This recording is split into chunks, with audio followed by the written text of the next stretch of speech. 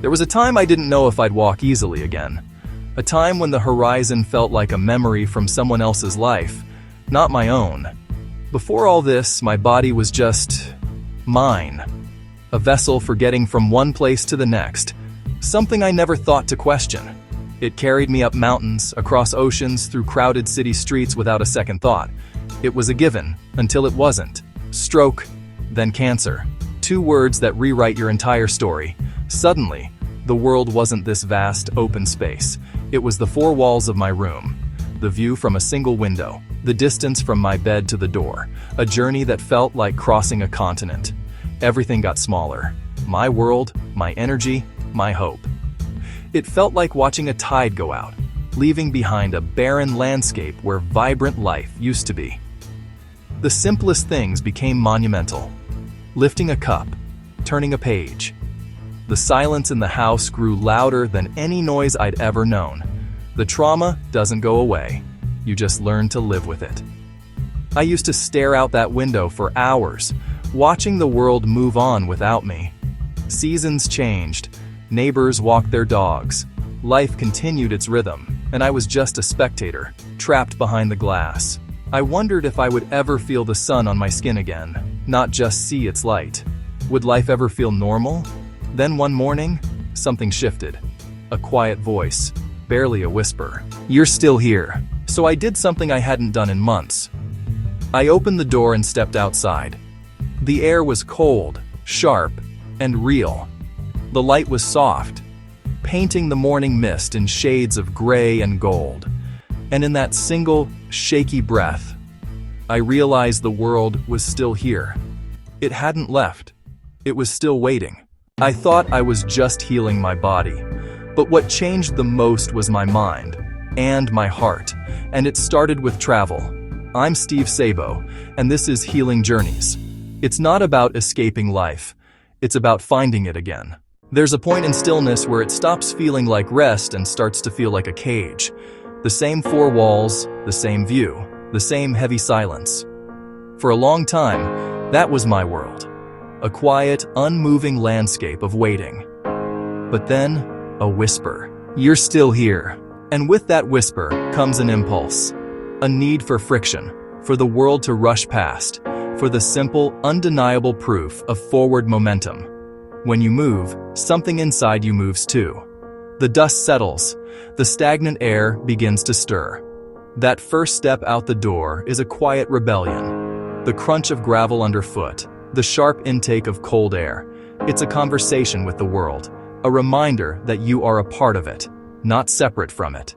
Every trip, every walk, every drive reminds you that you're not stuck. The blur of trees from a car window, the rhythmic clatter of a train on the tracks.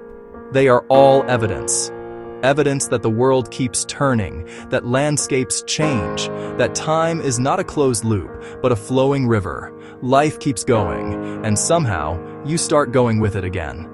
I started small, short drives to nowhere in particular, quiet places where I could just breathe. I'd find a deserted coastline and watch the waves, each one a lesson in arrival and retreat. Each journey reminded me that healing isn't a destination you arrive at, polished and complete. It isn't a straight line. It's more like a road, full of turns, stops, and unexpected beauty. There are detours that lead to breathtaking views you never planned to see, and stretches of flat, empty highway where all you can do is keep driving. There are moments of fear, gripping the wheel a little too tight, and moments of pure release, when you finally let go and trust the journey. It's in the movement, the constant, gentle unfolding of the path ahead, that you find your way back to yourself. Nature has this way of fixing things without words. Sitting near water or standing in a forest, it slows everything down. You stop fighting, you just breathe. Sometimes healing doesn't look like progress. It looks like peace. In those quiet moments, with nothing to prove, nowhere to rush, you start hearing that small voice again, the one that says, "You're still here." Everywhere I went, I met kind people, strangers who smiled, locals who helped when I struggled. They didn't know my story, but it didn't matter. Healing isn't something you do alone. It happens through people, through connection. Every smile, every kind word, They remind you that we all carry something, and we all keep going anyway. Travel gives you space to think, to look back and see how far you've come. Somewhere between airports and sunsets, I found gratitude again. Every step, every border, every sunrise reminded me how lucky I was to still be here. Healing isn't about forgetting the pain, it's about finding meaning in it. When I first started filming these trips, I wasn't sure what they were. They were just a reason to get out of bed, a reason to put one foot in front of the other, but over time they became something more. Healing Journeys isn't just a travel series, it's a philosophy I stumbled into. It's a reminder that even when your world feels like it's been shattered into a million pieces, peace still exists. You just have to know where to look for it. It exists in the quiet cathedral of a forest, where the trees don't ask you to be anything other than what you are. It's in the steady, rhythmic crash of ocean waves, a sound that has been washing shores clean for millennia.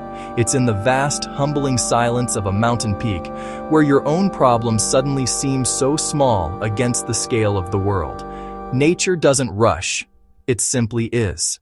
And in its presence, you can learn to simply be too. Peace also exists in people. In the unexpected kindness of a stranger who holds a door, or the shared smile with someone at a local market. It's in the stories exchanged over a cup of coffee, realizing that everyone is carrying something. These small moments of connection are the threads that weave us back into the fabric of humanity. They remind us we aren't alone on our journey. And most importantly, peace is found in the simple, profound act of moving forward. Not forgetting the past, but carrying it with grace. Every place I visit, every mile I cover, teaches me something new about healing, how it takes time, patience, and a quiet, stubborn faith in the process. This isn't about escaping, it's about engaging. It's not about where you go, but about what you allow yourself to find when you get there. It's about finding the courage to be present, to breathe in the air of a new place and really feel, the ground beneath your feet. It's about collecting moments, not just destinations. A sunset, the taste of local bread, the sound of a distant bell. These are the souvenirs that truly matter. I'd like to share that with you. So come with me. Let's keep going. So this is me, starting again. And maybe if you need it too, this can be your start. Wherever you are, the world's still out there, still waiting.